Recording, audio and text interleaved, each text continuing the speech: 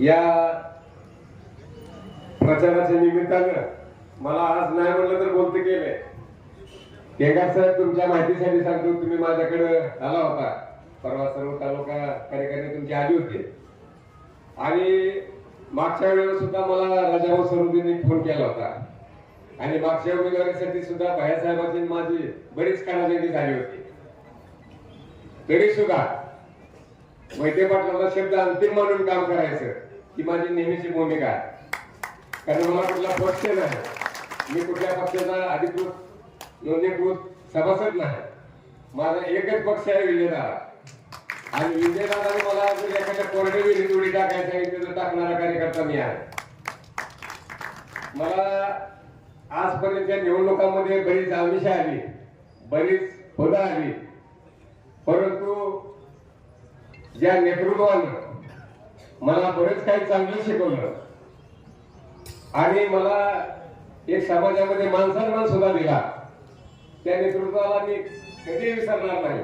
म्हणून आज या पंचायत समितीच्या या वेळापूर गणाच्या उमेदवार आमच्या माजी सरपंच विमलताई आणि आमचे सहकारी मिलिंद सरपाटे यांच्या धर्मपत्नी मीनाक्षी सरपाटे. आता तुम्ही म्हणाल तुम्ही पंचायत समितीला फॉर्म भरला होता.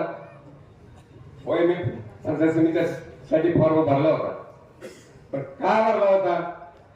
एक सिनियर सभागृहाचा माणूस ज्युनियरवर येण्यासाठी फॉर्म भरणार कसा?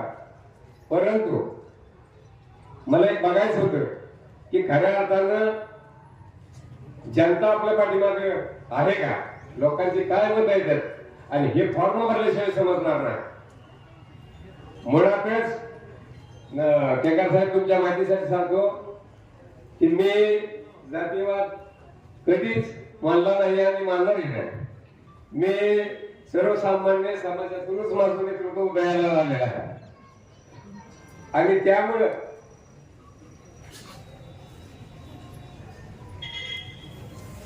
मोहिते पाटलांचा एक सहकारी म्हणून काम करत असताना मनामध्ये एक चांगली विचारधारा तयार झाली. कोणतेही काम करताना त्यामध्ये वैयक्तिक लाभाची अपेक्षा न करता माझ्या जीवनाची राजकीय सामाजिक कारकिर्दीमध्ये सहकार वर्षींचं ब्रीदवाक्य की 20% राजकारण आणि 80% समाजकारण या उक्तीप्रमाणे जास्त राजकारण करण्यापेक्षा, खुर्चीला महत्व देण्यापेक्षा मी कामाला महत्व दिलं. मी विजयदादा, बाळादादा, प्रतापसिंह, मोहिते पाटील यांच्या बरोबर राहून माझ्या कामाची सुरुवात केली.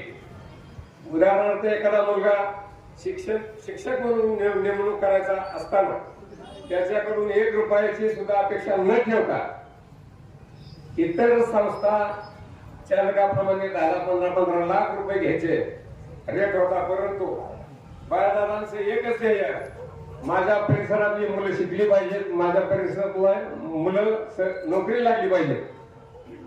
आणि म्हणून बाळादादांनी माझ्या सांगण्यावरून जवळपास एक 100 मुलं या परिसरातली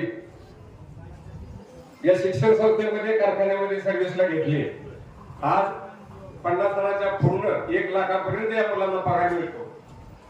मी हे काम मी पुन्हा करू शकलो तर केवळ मोहिते पाटलामुळे करू शकलो.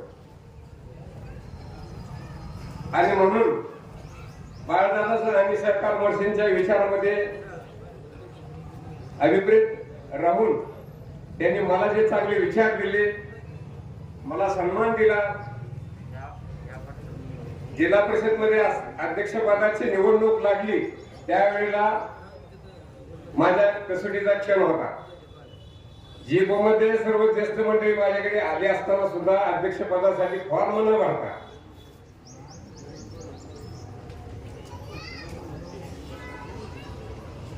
आपल्याला विजयदादा, बाळादादा व प्रतापसिंह यांनी राजकारणात आणले. पद मिळते म्हणून त्यांच्याशी गद्दारी करायची का? परंतु पाटलाच्या संस्काराने मला चांगलं वागायचा निर्णय घेणं भाग पडलं. फतेसिंग दादाच्या फतेसिंग दादासाठी विजयदादाच्या सांगण्यावरून अध्यक्षपद लाटाळण्याची ताकद मला या विचारसरणीनं दिली आणि या विचारसरणीमध्ये मी वाढलो. वेळापूरच्या मायबाप जनतेनं मला अमाप प्रेम दिलं. 3 टर्म ग्रामपंचायत माझ्याकडे होती. सावंगी सरपंच कापडे साहेबांसारखी मंडळी प्रामाणिकपणे काम करणारी मला लाभली. जीएफओ मध्ये भरघोस मतांनी मायबाप जनतेने निवडून दिलं. त्याची जाण म्हणून मी आज जनतेशी प्रामाणिक राहिलो आणि उद्याही राहणार आहे. वेळापूरचे आसपासची 10 ते 15 गावांनी मला प्रेम दिलं म्हणून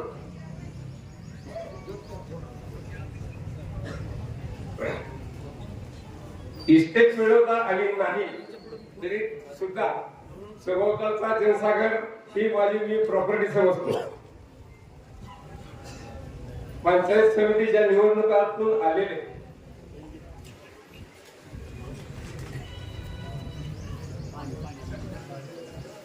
राजकारणात रस्ता सोडून पैसे मिळत आहे, परंतु रस्ता सोडून पैसे मिळवण्यापेक्षा अर्ध्या बाबतीत समाधान मानून मी काम करत घेत पाहिजे.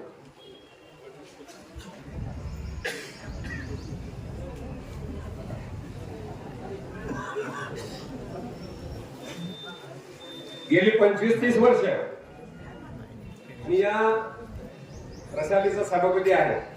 25-30 वर्षात हजारो कुटुंब उभा राहिली. विजयदादांना कार्यकर्ता म्हणून मी माझं संपूर्ण जिल्हाभर माझी ओळख निर्माण झाली. आज तागायत मला जिल्हाधिकारी कार्यालयापासून बीडीओ तहसीलदार कुठलेही कार्यालय असलं तर एक विजयदादा कार्यकर्ता म्हणून मला कोणाची मदत घ्यावी लागली नाही. म्हणून विजयदादांनी व बाळादांनी माझ्यावर आज अखेर जो विश्वास टाकला व वेळापूर पंचक्रोशीतील मतदारांनी विश्वास टाकला त्यात मी पूर्ण समाधानी आहे. म्हणून पंचायत समितीचा अर्ज मागे घेणं ही गोष्ट माझ्यासाठी चिल्लर आहे. या वयामध्ये त्यांना त्रास देणं त्यांच्या माझ्या नीतीमध्ये बसत नाही.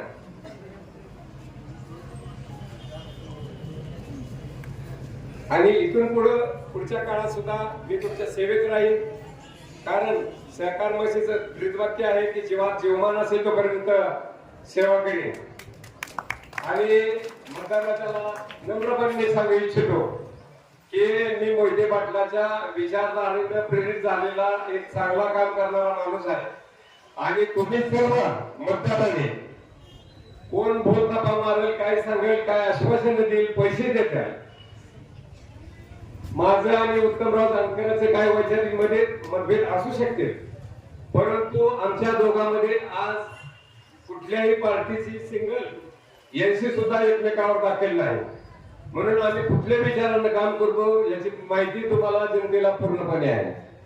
भविष्यामध्ये जर आपल्याला विकास साधायचा जर असेल तर निश्चितपणाने आपल्या सगळ्यांना एकत्र येण्याची गरज आहे. आणि ज्या 40 वर्ष ज्या मोहिते पाटील कुटुंबाने सर्वसामान्यांची घरे चालवण्याचं काम केलं त्या मोहिते पाटलाला जर बाहेरून येऊन कोण बदनाम करण्याचा प्रयत्न करणार आहे ते आम्ही कदापि सहन करणार नाही. भले याच्यासाठी कुठली किंमत मोजावी लागली तर आम्ही त्याच्यासाठी सदैव तयार आहे. आज आमच्या संभाजीभाऊ सारखा ज्येष्ठ माणूस मला विनंती करतो की दादा बाबा कुठल्याही परिस्थितीत आपल्याला सोडायचं नाही. मी त्यांना एका शब्दात सांगितलं की भाऊ जी ज्येष्ठ मंडळी आहे त्यांच्या पुढे मी कधीच जाणार नाही. ही एक मी गुगली टाकलेली होती. मला पंचायत समितीची उमेदवारी नकोच होती आणि मी मला वाटतं शंकरराव दादा किंवा जी सगळी मंडळी होती आमचे ओंकारदादा असतील, सरपंच असतील, कापडे साहेब असतील, सगळ्यांना मी सांगितलं की ही एक आपली गुगली आहे. आपल्याला मोठे पाटील कोण एखादा दगड दिला तरी सुद्धा त्याला आपल्याला मतदान करायचं आहे. कारण का आपण विकासाच्या मागे जाणारी माणसं आहे.